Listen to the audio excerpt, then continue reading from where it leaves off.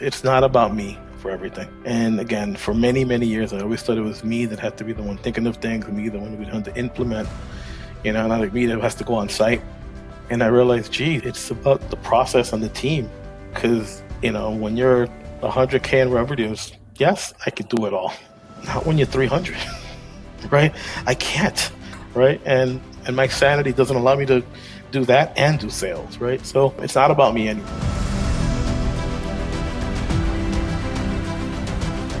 Hey guys, Damien Stevens, host of MSP Mindset, founder and CEO of Servosity. Today I continue my mission to interview 100 of the largest and fastest growing MSPs on the planet. Today I am blessed to be joined by Hector Ortiz. Now, would you like 10 new appointments for your MSP every single week? Would you like to know how to grow your MSP by $1 million per year, mostly new logo business? Would you believe that's possible with outbound and cold calling? If you'd like to learn how and Hector's playbook, don't miss out on our conversation today. So Hector, tell me about how you got started and then what happened with your partner and what brought you to that. Sure. It's so not sure if you knew how we started. We started in October 01. And at that time frame, I still had a job, but my business partner had just been laid off at the time. And my future business time at the time, but he was actually my best man. We're all buddies. And he worked with the Soros Foundation. And he was told, hey, the towers had just happened, right? That event. And this is October 01. So you would walk there, you would still smell jet fuel, but a lot of people had no internet. So they were like, hey, there's this nonprofit there. They do legal services for the poor, but they have no internet, right? They're literally on the Canyon of Heroes, which is the right 299 chambers, which is like walking distance from the towers again. So we ended up going there. We were, luckily AT&T was giving out free internet over Wi-Fi. So we went up to the roof of that client's building. We aimed the Wi-Fi antenna at the AT&T NOC. We got them on internet. They were giving out public IPs. So sure enough, we got their email working, and that became client number one, right? And they're still a client. They're about 150 people. They're a law firm. They're downtown, and that started the journey. It started the journey of, hey, I think we could do this.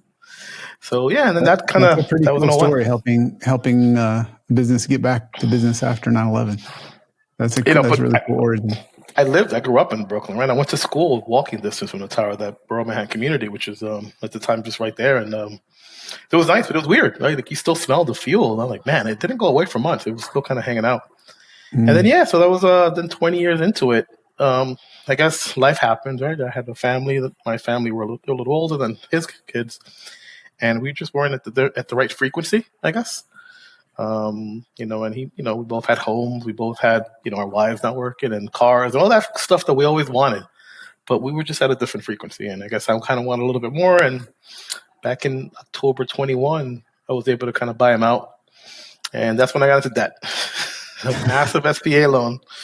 But, so that's been the journey. And since then, we've doubled our company, right? And revenue, employees. And it's been a fun journey. So it's 20 years, roughly, something like that. Then you bought your partner out. Then you get, and I love the way you framed it, because like so many people are like, congratulations, you bought this. I was like, when I bought first house, or you buy a business, you're like, you're in debt. That's the answer. No, I'm in debt. Every month, $14,000 just goes to the SBA. But it was scary. Right? Yeah. So, yeah. So why was it so important to you to start fresh and buy them out and do something different? Like, what was the change you were looking for? It's funny. I guess I heard the last podcast, they were talking about peer groups, and my peer group challenged me, right? And so many of the things we do, and they were just like, they heard me complaining about kind of where we were and things weren't working out well. And eventually they were like, Hector, just make a decision what you're going to do. And it was funny. It was just one of those things that kind of hits home. And then sure enough, I had done a life and business planning exercise, and I realized at the rate we're going, I'm not going to hit my targets. I live in New York, which is a high tax state. There's all these other things. My kids are about to go to college, and I was like, this isn't going to be good for the next 5 years. So that was kind of what led to the decision. But the peer group really pushed me in that direction. So kudos to peer groups. Yeah. What kind of peer group was that? So we're in the True Methods. So that the True Methods peer group. It's called Winner Circle. So they have two different ones. It's True Peer and Winner Circle. So Winner Circle's for companies a little bit bigger. Okay. And I'm also in a different peer group as well. I'm in two. One called MSP Fuel. And that one's run by a good buddy of mine, Doug and Howard Borwichainer, I believe his name is. Funny enough, Howard used to be Gary Pica's partner. So they all have, they're very, they ran a business together. So they all have different peer groups now. And they've been great mentors to me. So I've been really blessed to have them in my life. That is really cool. So how did you go from the desire, like I can't give my family what I want, my goals, to actually making that happen? Like, because a lot of us have goals, right? But what started changing? It's funny. I know you always ask what book, and I think I might be jumping a couple steps here. But like, I read a book called The Big Leap by Gay Hendricks. Yeah, and it was an interesting one, right? Like for so many years of my life, I was always the Robin to another Batman. I was always kind of the younger one, but I was hungry, right? I was always kind of just kind of let me learn. And at a certain point, I realized I don't think I'm Robin anymore. I think I'm Batman. Right? When I started realizing I'm the one bringing in sales, I'm the one, like a lot of the new revenue was coming in through me, and I wasn't even in sales. I was in ops. I was the COO/VCIO. And I was like, this is interesting. So I'm pretty much doing all of this. And I was like, I think I can do this myself. So when I read the book, it was interesting. It was, we learned about kind of limiting beliefs, almost like a thermostat, right? We always kind of think, what's our floor? What's our roof? And then sometimes when we get to our roof, we kind of self-sabotage a little bit. Yeah. And I said, this is interesting. I think I can go over this. So there was something called an upper limit problem. And I was like, oh, I think I can do it. So it was in the cover of the book, there's a little picture of a fish jumping to a bigger fishbowl. And I think it was that was kind of it, really. That book really, and then of course the peer group too. But yeah, that book changed my life tremendously. Yeah, I've read it. It's a really, really great book. Okay, cool. Not too many people realize upper limit problems, and like you said, the inner thermostat, right? How did that impact you? It's interesting. I had to really think about what is it that I wanted. Again, I grew up, my dad was on public assistance, right? He was an immigrant from Puerto Rico. He got laid off. So like I had a full ride through high school, through college, because we had no money. So at a certain point, I realized like, hey, nice to have a house, nice to have like kind of a backyard and cars and all this stuff. And then you start realizing I got that. That's pretty cool. But then you start looking, okay, that's part of the journey, right? Now that was my upper limit. Then I realized, now I've got to pay for kids' college. Now I got to make sure my wife has enough not to have to work and all these other things. And then things start adding up, and I'm like, man, it'd be nice to have a little bit more revenue. And as an ops person, I didn't have a lot of control with the sales. Yeah. Right. I was just beholden to someone else's sales activity.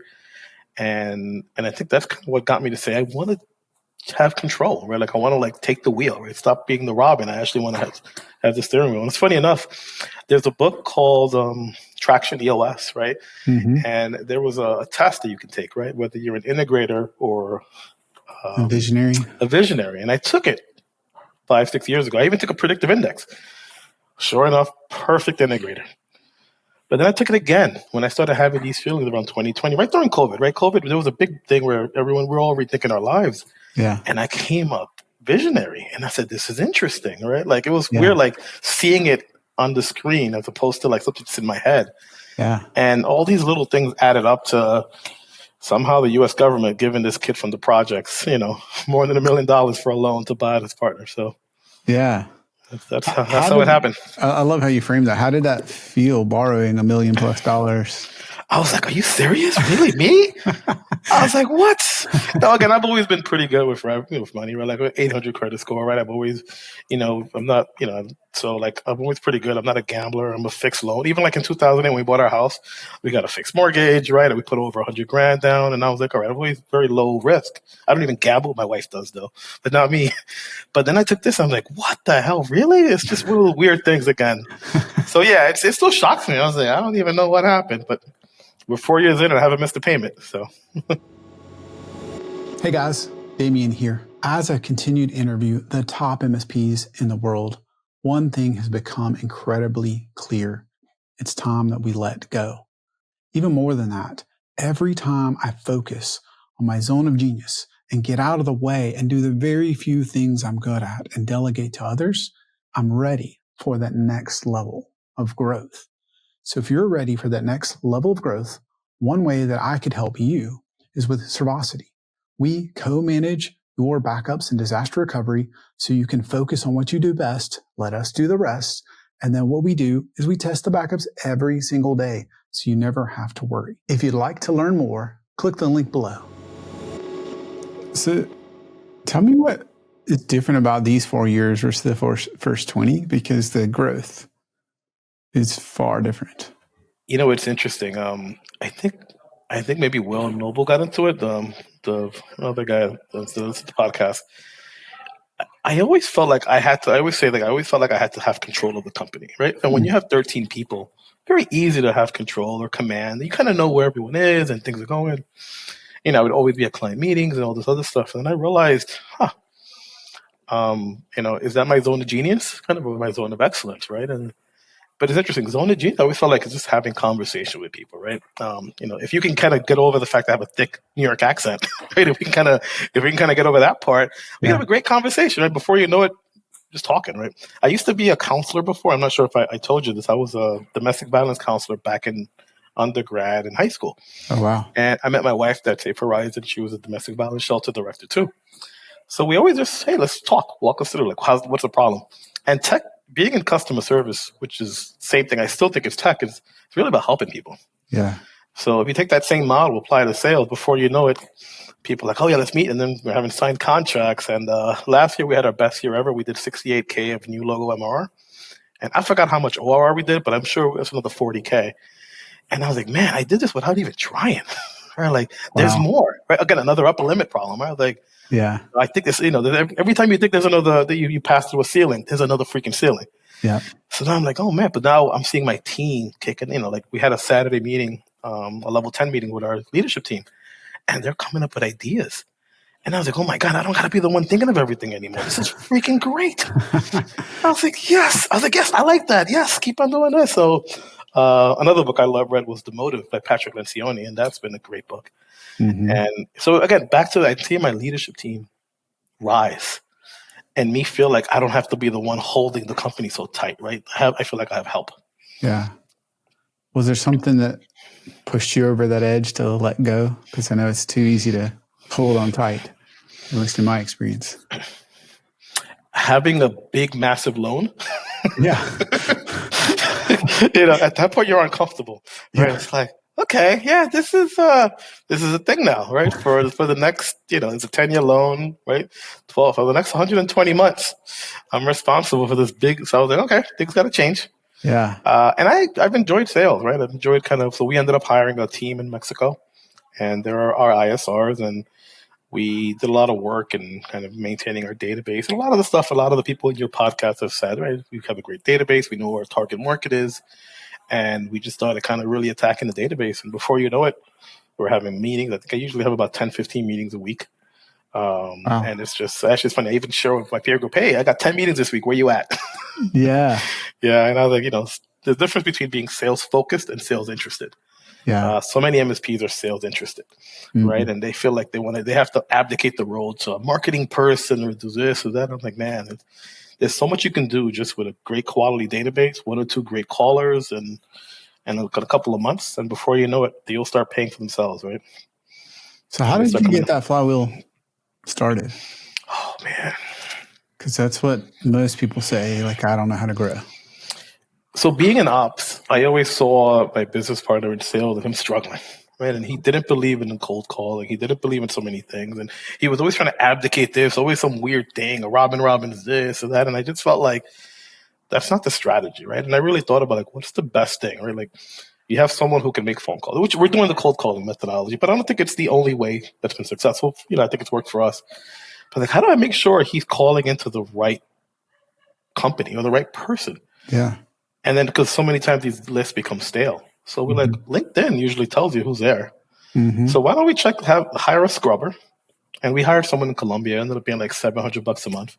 Like, hire a scrubber. Let's just find out who are the top 3 people at a company we need to talk to. Now, times that by 40 companies that day. 40 companies, that means 200, 40 times 5 is 200. So now we have 200 companies that we want to talk to every week. And that's week 1. Week 2 is another 200. And then we slowly built our database to the point that we knew exactly who we had to reach, right? Whether that's the CEO, the operations person, the CFO, and times that by 100 calls a day. And we started having meetings. And it took a while. Right? It took about 6 months before we started getting our first hit. And then the flywheel happened, right? It just starts to just come on in, and then referrals start happening to the point now people know who we are, which is even weirder. Like if you thought it was weird, the government's giving me $1 million. I'm like, really? You know who we are, right? Because it's 30-person MSP in New York City. But like, wow, okay. Yeah. So we have a specialization in nonprofits and legal services. So between that, people are like, really? You know who we are? So now it's easier to actually have the phone call because now we're the safer choice, right? People know who we are. It's safer to choose us than it is maybe someone other MSP. So that's been fun. So there's so much to unpack there. You started your cold calling team in Mexico. Is that right? Yep. So you got the database. You worked, and that was by accident, by the way. Okay, how did that happen? He was living in California, and then he decided, hey, I want to move back to to Mexico with my family. He's a citizen and everything, right? So I was like, all right, cool. I decided he's awesome. I was like, I'm gonna keep paying you. And then I said, hey, you have any friends? And he introduced me to some great people. And before you know it, we have an office there now, and we're actually even hiring for technical resources there. Oh wow! And they're a big part of our company. Right, like our offshore team. So I don't know if that helps, but that was kind of the journey. It was an accidental thing, and it worked out.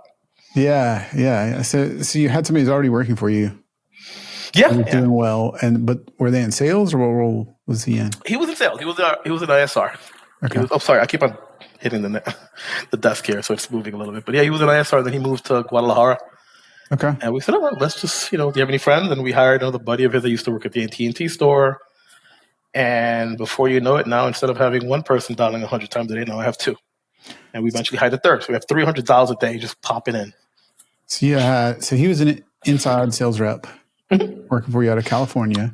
So was he your first? He was my first after I bought out the company. Right? Like I kind of saw the people that we had when I first bought it out. And, we had someone, and maybe this was a part of the journey. We had someone dialing, but like she dialed 10 times into the same place. But then like the person left. Yeah. And I was like, this is wasted dials. And I was like, this is almost like you're just wasting bullets on someone that's not there anymore. And I'm like, I want to make my bullets count, right? I'm going to make every call count, whether that's we're getting new information on a lead or something else. Like I just want it to count. So that's when we started playing around with I hired our SR, and then we hired our database person right after that. And we started seeing some great success. So that's a huge thing. Make sure the database everyone talks about the database, but no one really says what a good database is. Yeah. I'd say a good database is 3 people actively working at a company in the leadership team, and at least 3, not 1, because if that person says do not call, then you just shut down that whole company. Have at least 3 people you can hit. Yeah. And then, and then just kind of do that 40 times a day. Add new company, and then before you know, you have a great list. Most people can't, they're not good at selling. They're certainly not good at outbound dialing. So did you hire a ringer? Did you teach that? Like how did you even get the first inside sales rep working?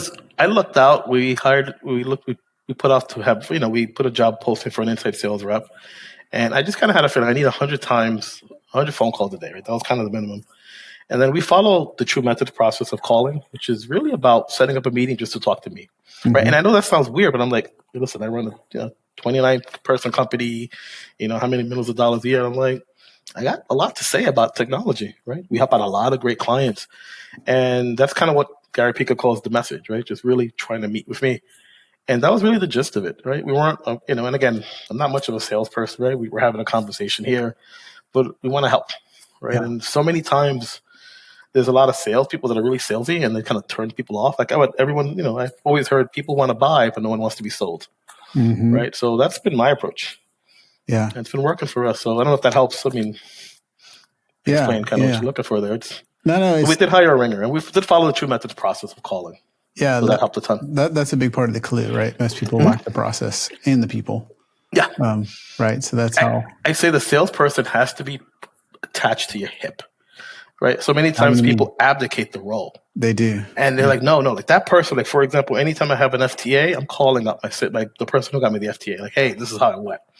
right? And we're always constantly trying to refine the process. We're talking a couple times a day, right? We're always bouncing off ideas, right? And I see so many times when it fails, and again, it was almost like sales is almost like that other part of the company that no one talks about. Like, that's not really how it's supposed to work. So, and yeah, we've had good luck. Why do you think that is with so many of us that run MSPs? I think as an industry, we kind of shun sales. We kind of think we abdicate when we get there, right? We don't invest the time, in the people, in the process, the dollars. I always worry, like, is a shiny object, right? I've seen a lot, like, there's always a shiny object tool, a HubSpot this, or this tool here. And I'm like, man, that's all cool, but like, that's supposed to help, not replace. Right. And again, I mean, that's not our zone of genius. It's funny. I've met with 2 MSPs yesterday that are about half my size. Maybe one's almost a third of my size. And I'm talking to them the same thing. You could tell that the person is just trying to abdicate sales.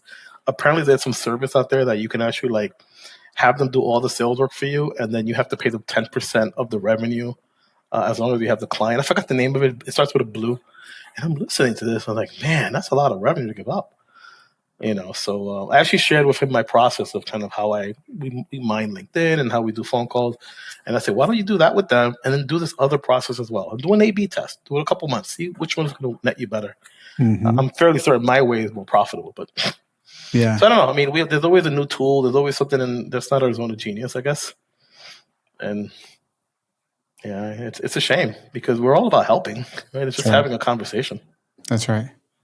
So what you had these folks start calling. And so initially, what was your geography or vertical, or like what was you talked about the list, and obviously you get people that are actually there, but where did you focus? Being in New York City, I feel like we're cheating. Yeah. Our addressable market is humongous. Yeah. I mean, right now we're on 30th and stuff. I go outside, I could just look at any building, and that's like hundreds of thousands of dollars of MRR. But we focused on, it's funny, Gary Picker gave me some great advice. Take New York and make it small. So you focus on specific verticals, right? So we focus on a nonprofit and law firms. And we just, again, 3 people per company.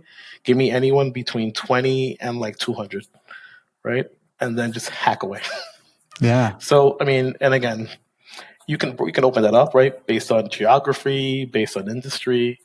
So we attacked New York. We started going after Atlanta. We have a client down there. We're thinking, what does it look like to go after clients in Atlanta?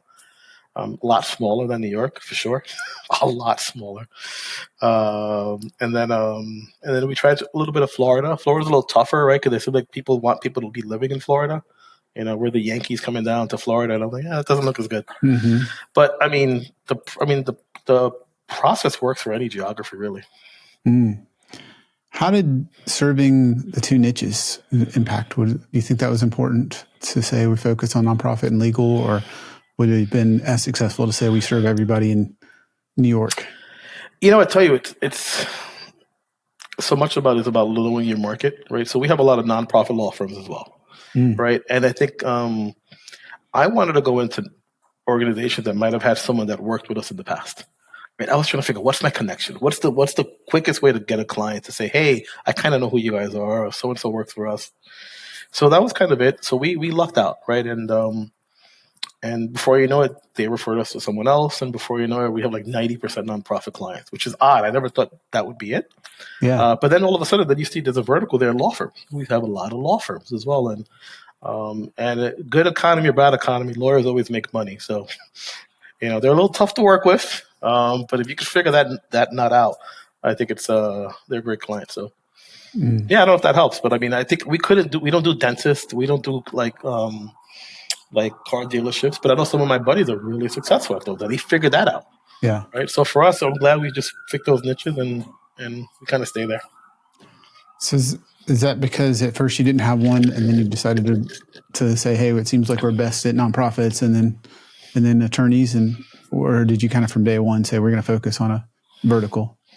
Oh, not day one, right? So it's interesting where we were. I'd say from like 0 to like maybe 140 MRR, we would take anyone. Right. But then you start getting smarter. Like, man, this is not the type of client. Like, are we really 24/5? Like, we can't support certain health industries. And then there's HIPAA, and then finance. Finance was tough, right? There's a lot you have to know. Like, they care about the exact position of an icon, right? Yeah. A lot of clients don't care about that, but like if you mess up on one position of an icon for a finance client or a hedge fund, they're screaming at you, right? So those weren't the clients we wanted. But again, some of my buddies have them as clients, and they charge $400 a seat. So they figured it out, right? Yeah. And it's funny, now we got our SOC 2 Type 1, and now I actually want to go after finance, right? I think we have the team that's detailed enough now. I think we have the process, we have the leadership team. So I was like, let's give this a shot. We're in New York City, take advantage of, what the city has to offer. So yeah, that's our next journey, getting into that market. So you make it sound really easy. Sure. I'm sorry. Get the first person, True Methods process, and start calling and work on the database and start calling. And I know you've got to have all that, but you're in one of the most competitive markets in the entire world. So how did you win business? How did you differentiate when there's there's lots of clients, but there's just as many, as much competition? It's funny. I haven't run into the same MSP twice yet. So New York is that big, right? I know that there are certain markets that are just bigger when it comes to MSPs. I now have like 8 buddies that are in Dallas. I have no idea why Dallas has so many MSPs, or Toronto. But New York, there's 1 or 2 clients. I can tell you one thing. Following the True Methods process, and we have all the roles, right? There's a lot to say. There's the VCIO role that's that's included. And when you start talking strategy to someone, and they start telling you about all the problems, you can easily say exactly how the problem they have is a symptom.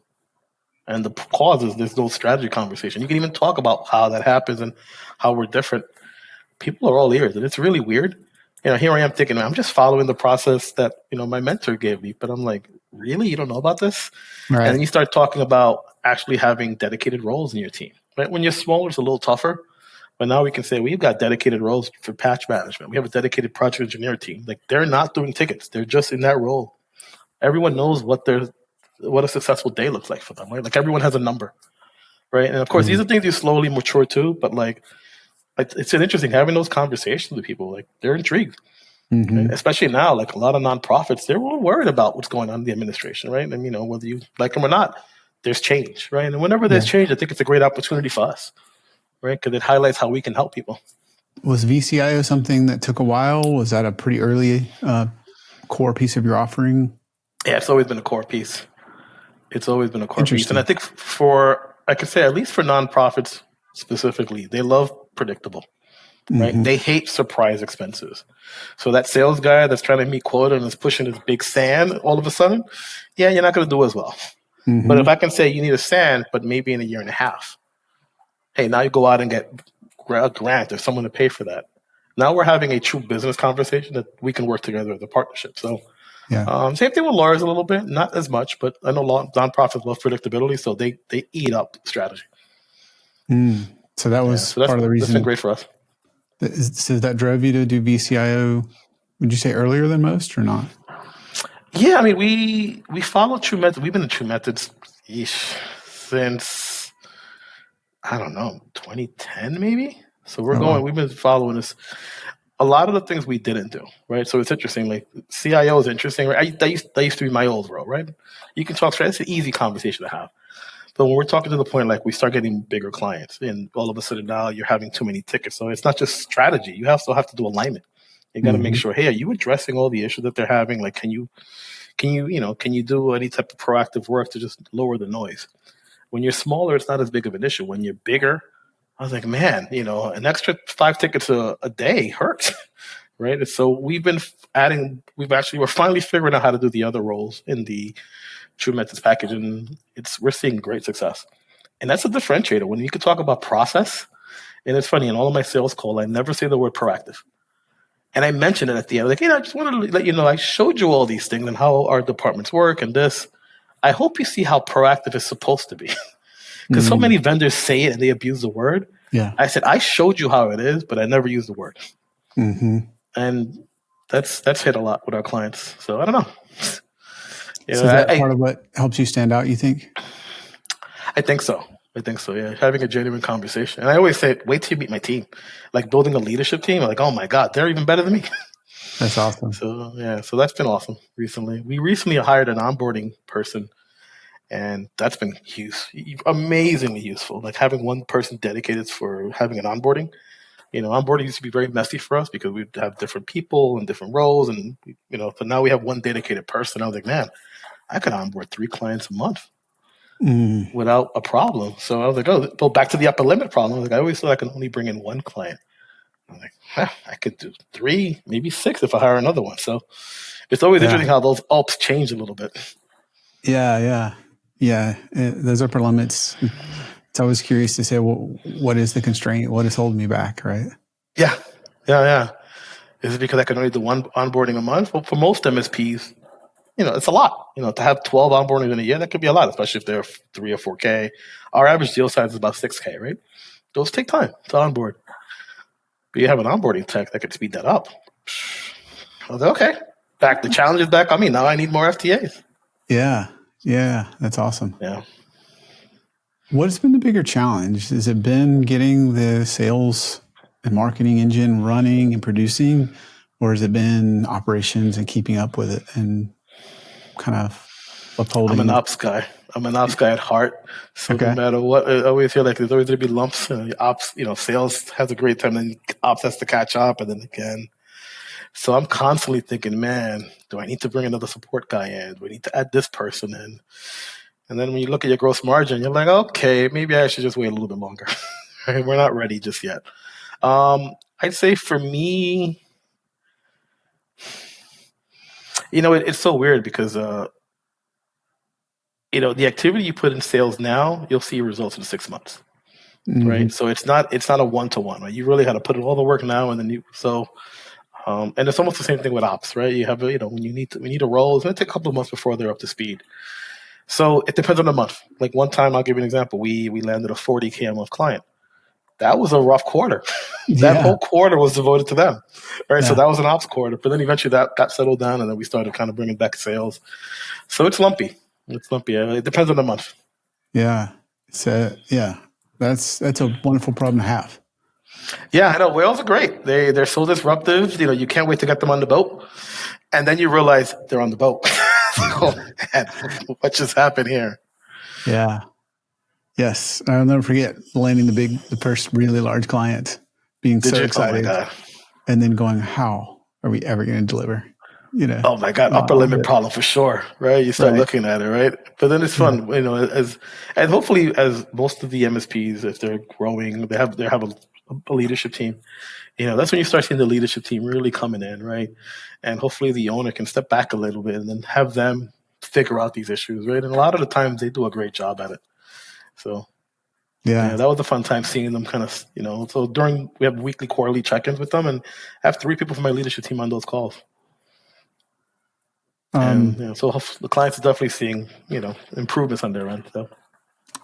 So where do you spend most of your time nowadays? I can tell you half of my week is sales. Okay. Right. And I could say there's a couple of one-on-ones, right? And traveling a little bit. I've done peer groups here and there. That's the gist of it. Every once in a while, there's an operational thing. There's a couple level 10 meetings for like leadership and dashboard stuff. But I'd say most of it right now is sales. And it's funny. So now I think about what's the next journey? Like, when do I back off of sales, right? When do I put someone in who's better than me? Yeah. And I think I figured that out. There's a couple metrics that I want to hit. And then ideally, when I go on vacation, I don't have to worry about sales anymore. I have that taken care of. So that's my next journey. I love that. So you're differentiating in one of the most competitive markets there is and growing faster than most. I've asked this in a ton of ways, but like, what do you attribute that to? It's interesting. I look at my team, I look at the leadership team that we have now, and they're doing really good work, right? They care about our clients, right? I could say that, again, I used to work at a domestic violence hotline shelter, right? It was all about customer service, and I've really made a point I've harped on customer service. So that's been huge, right? We have great client retention. So I can add on another 100K of revenue a year, but I'm hopefully not losing as much. Nonprofits don't have a lot of M&A activity the way some of the other spaces do. So I've been pretty lucky there. So I don't know. Let me think about it. It's interesting. We've had pretty good luck. We got some amazing people. Salaries are up though. I can tell you that they're not cheap. They're not cheap. What's your philosophy on building the team? Do you hire kind of the raw character and then mature them over time, or have you grown so fast that you look to hire folks that can just come on and take the job immediately, or something else? We were always the higher green and mature them. I have two brothers that are U.S. Marines, and going to Paris Island and seeing their graduations, you learn how every Marine is a rifleman. So it goes back to, I think every person here at Dega is a support technician, right? So whether that might be your job today, but if the support board's swamped, take a ticket, right? Figure it out. Yeah. And that's helped. We've had some people here. We're about to celebrate 15 years with one of my guys, another 9 years with someone else. So we've had good luck. But what happens, you start growing and the equation changes. Right? Like I had two 40K clients. I don't have that time to, ramp someone up slowly, right? You have to bring in. So we use predictive index. I don't know if you've ever used those systems, but that's been great to kind of identify personality traits. So like who are our best people in the roles and try to match it up with the next hire. So How does big that believer help in that. How does predictive index help you?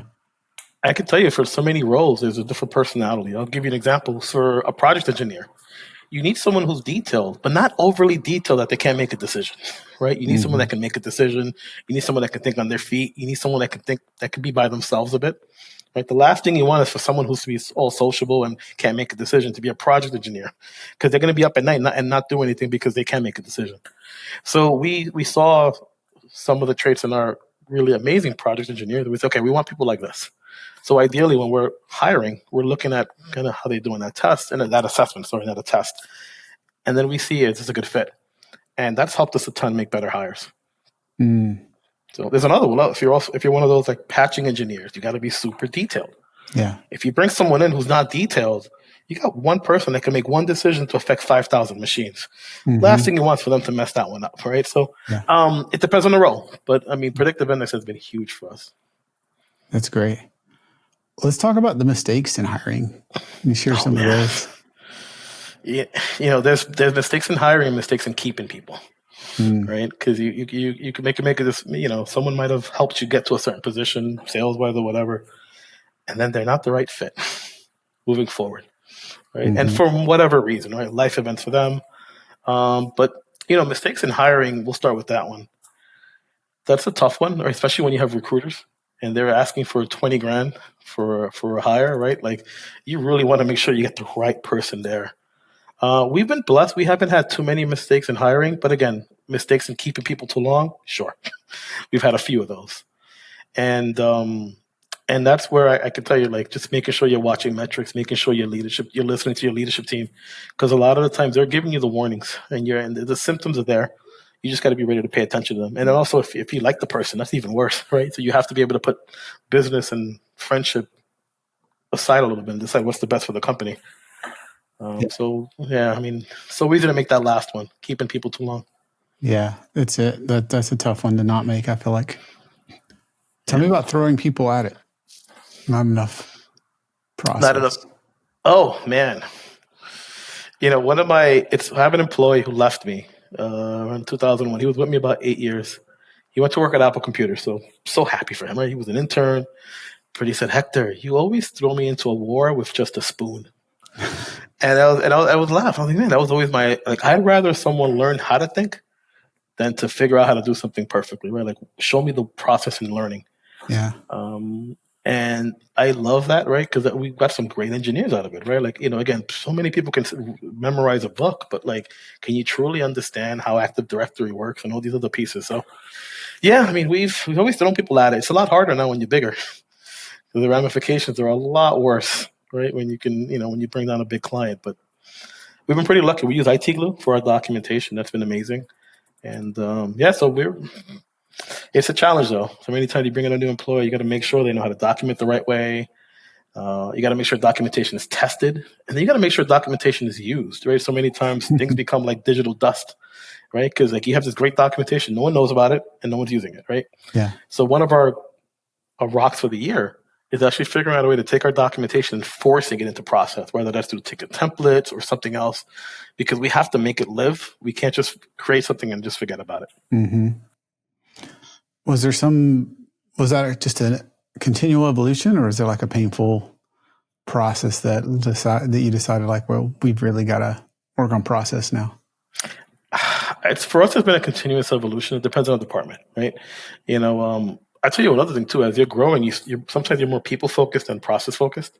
So then things are great until the person leaves, and then you realize what happened. This person wasn't doing X or Y, or this is all wrong. So I think luckily we've gone through someone leaving almost in every department, so we kind of know what to look for, right? So we just had a meeting today. Anytime there's a new project, is there a line in the background that says our alignment team has to inspect the project to make sure all the onboarding's done? Right. So like that was literally a line that we put into all of our projects now. TAM has to inspect it and approve it. Right. So yeah, it's still a learning thing. I mean, we're still kind of, I wish we could say we were there, but there's always something to learn. What do you think your upper limit problem is now? Oh man, I think, it's interesting. I was thinking about it. I think it's really about how do you generate revenue and think outside the box, right? There's so many ways. You have AI now, you have compliance. There's all these interesting things. And I don't think we're limited anymore by geography, right? So how do I go after more profitable, larger clients, all throughout the U.S., right? And, what is it they want to see, right? And what does it look like to build a team here to compete with those big boys, like those bigger consulting firms? So we're 29 people now, but I think we can compete, right? Now, again, what am I going to do? Is it going to be a compliance thing? Am I going to really get into RPA? So I'm just trying to figure that out. I don't think I spent enough kind of brain cells yet really focusing on that, but I have a suspicion that it'll probably be compliance. Now that we have our SOC 2 type 1, and then we decide, do we get our type 2, and then really just go all out? Hire 4 more people out of the Mexican office and see what happens. I know we talked about kind of focusing from a sales perspective, but how important has been picking the niches, picking these verticals been to the whole business? So huge. I mean, having a great vertical allows our CIOs to basically kind of really understand our clients better, right? It's a very different thing if you're dealing with a car dealership as opposed to a legal nonprofit that's very white collar, right? Very, very different beast. So it's helped our ton. The tickets are also similar. The tools are very similar that they're using. So there's not a lot of crazy things we have to learn if we bring on a new client. And that's been key. Now, I mean, I'm hopeful to keep it that way. I think as we get bigger, I might be able to go into other industries, right? I know there's a model where you have support people in pods. So you might have a pod just for one industry, a pod for another. That's interesting, right? So, does it make sense to have a pod just for legal, a pod just for financial, a pod just for another industry? But I guess that'll be a challenge when I get there. Yeah. And you said the first one was nonprofit. That's the one most people run from. So why the heck did you start with nonprofit? Most people say that was our first client. And before you know it, we got 5 other referrals. And we're selling NRR to them just the same way we sell to for-profits. And they're not going to be flush with cash all the time. But if you can strategize with them, budget, give them the room to actually go out and get grants for things, you're making the same amount of money. So I always compare them to mutual funds, right? There'll be returns. You're not going to great, like if you have a startup, we also work with startups. Those are great. Those first couple of months, year that you're just banging out tons of projects, this and that, and then the CFO changes, and then someone else comes in, and then before you know it, they sell. Yeah. Right? Whereas nonprofits are in for the long haul. So yeah, it's been great for us. Wow. Yeah, it's just that's where most people would run, right? The average MSP would say, I can't compete in New York. I certainly can't compete outside of it. And if I were to pick a vertical, like some people say nonprofit can't pay. They're right. Competing on price to win this? Some people think I do. I don't think I am. I think I definitely have to raise my prices. But nonprofits in New York have a little bit more money than the nonprofits I've seen in like different parts of the South. So we're pretty lucky, right? Foundations, they're a nonprofit technically, but they're flush with cash, right? Yeah. And it's just a matter of showing value and educating them on things that they need, right? They need security, they need MDR, they need to replace their machines, they need cloud infrastructure, whatever, Duo, whatever all these tools are. So interesting. Yeah, it's any advice for somebody in selecting a niche? Oh man, I mean, see what your team is good at, right? And where do you think your revenue is coming from? What are the projects you're typically doing? right? And just kind of do some LinkedIn search to see what does that market look like in your area, right? Again, it's a lot harder to go after things outside of the state, but certain niches are pretty interesting, right? Like if you're going to go after the car industry, the car dealers, there's a lot to learn there. There's some regulation that's coming up, right? There's a lot of crazy stuff that they need. You need to understand their tools. If you understand the tools already, why not go after another 100 more? Right. So that's kind of what I've seen. Because it keeps your support people at least not crazy if they're having to do, for the most part, like nonprofits, they're using Fund Easy, Donor Perfect, right? Their Salesforce tool stack is a lot smaller. So, you're able to kind of keep things in order, keep your documentation in check, and hopefully your guys can just work a 9 to 5, go home and not stress, and, you make it 20%. Yeah, no doubt. I wanted to switch up the questions a little bit and ask you, what's the biggest lesson you've learned over all your years? Professional or personal? Yeah. Which one would you say? Yeah, absolutely. Yes. Oh, man. Yeah, I know it's not about me for everything. And again, for many, many years, I always thought it was me that had to be the one thinking of things, me the one to be the one to implement, not like me that has to go on site. And I realized, geez, it's about the process and the team. Because, when you're 100K in revenues, yes, I could do it all. Not when you're 300. Yeah. Right? I can't. Right? And my sanity doesn't allow me to do that and do sales. Right? So it's not about me anymore. And I think there's a couple good books I read. I think there was a Dan Sullivan. There was one about Who Not How, I think, or that was a great book. And The Motive. That one really, really, I was like, man, that's who I need to be. My job's to motivate. My job is to make sure that people are doing their things and I'm helping them. I'm listening. So yeah, so that was that. And then personal, I'd say I wish I'd spend more time at home with the kids, but we all say that, right? Now my kids are older. They're out of high school, so kind of miss the days where you can kind of go see their school, go see a reading thing, or go on a school trip with them. Sure. Right? So sure. If you could do one thing over or do one thing differently, what would it be?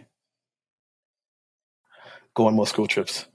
Yeah. Go on more school trips with the kids. Yeah, spend more time with them. Right. And that I think would have helped me realize that it's not about me doing it, it's about the team. And that probably would have helped me focus on getting the team ready. I realized that once my kids were high school, that's when I realized, geez, it's not about me doing everything, it's about the team. So yeah, that's what I wish I would have learned early. But again, it's the journey, right? So yeah. That's a good forcing function to help you realize maybe it's not all me.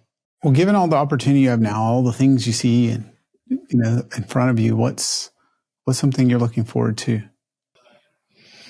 It's funny. I'm part of the True Methods program at True Peer. I kind of get around and I get to talk to like MSP that are a little smaller. I've enjoyed that. I've actually enjoyed kind of working with people. I've even stayed in contact with some people, seeing how their journey's going. Love to give advice whenever I can, and if people are ready. I do look forward to seeing what does this look like in another couple of years with my leadership team. Right? Like, I think again, when I first got the loan, I realized this is, there's a number I wanted to hit. And it seemed far, but now the number seems way closer. And I'm looking at this number again, like, is this number, again, was it a goal or was it just like a pit stop for a second, right? Upper limit problem.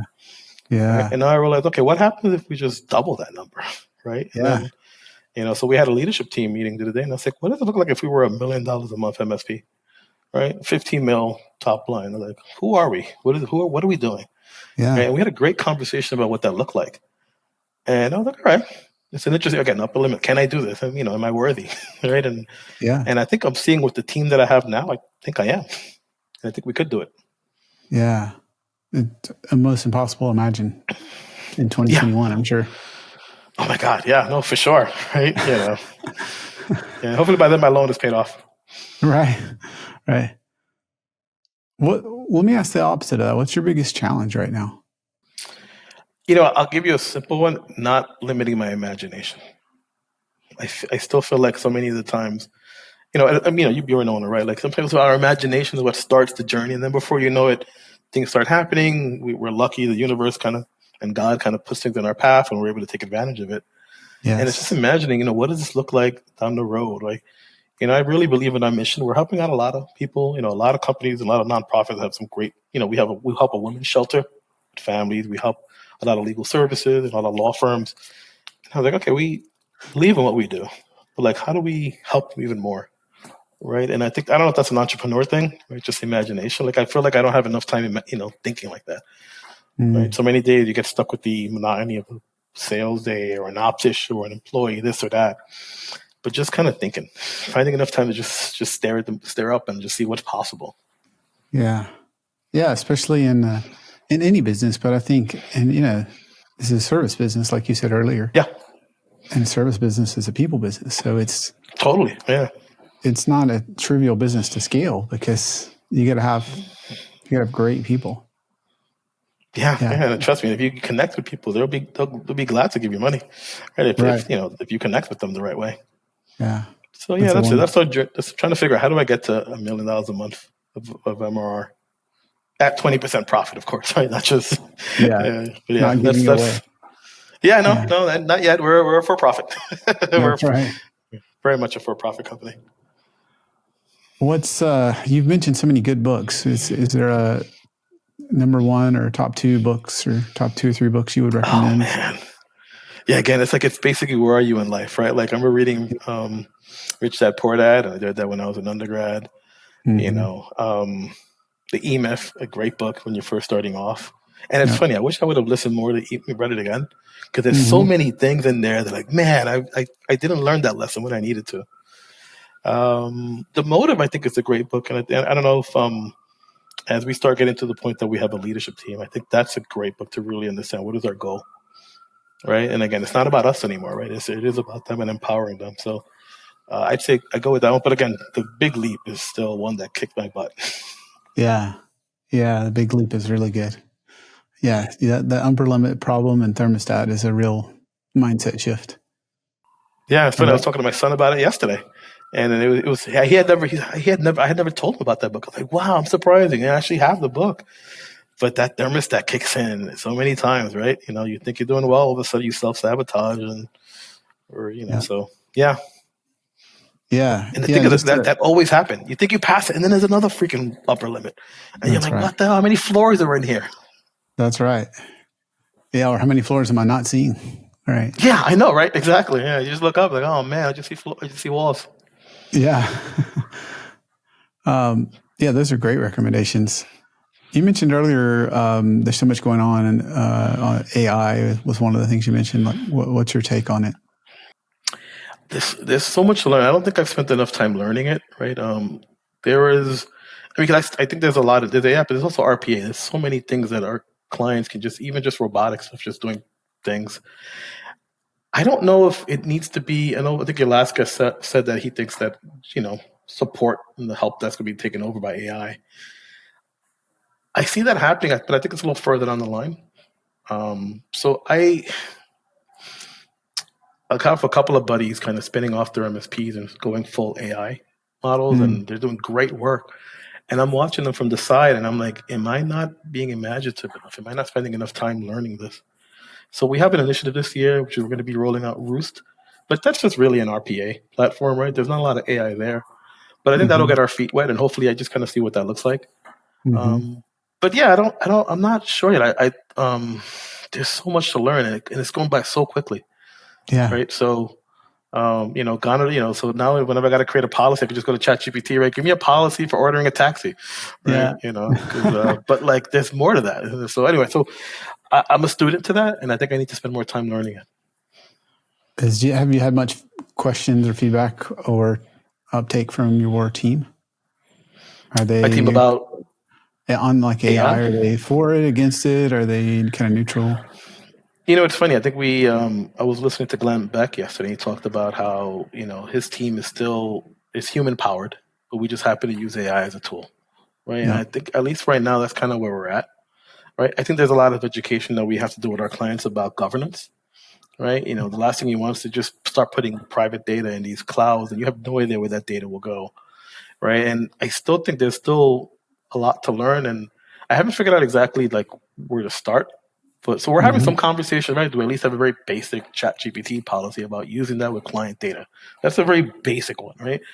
but there's way more. So I say that'll probably be a journey for this year, right? Just learning a little bit more. Hopefully, and of course, my team, they enjoy it. They enjoy having these conversations, right? And because if we're not having it, our competitors surely will be having that conversation with our client. That's right. Right. So we have to do this. So yeah. Yeah. Well, for anybody that would love to connect with you, what's the best way to find you and connect with you online? Sure. I'm LinkedIn for sure is always the best. So I'll be at this quarterly meeting for Troop here, kind of walking around as an elder statesman.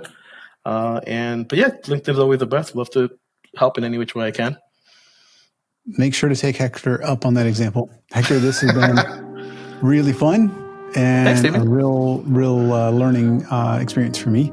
Thank you so much for being on MSP Mindset. Thank you so much. Thanks for having me.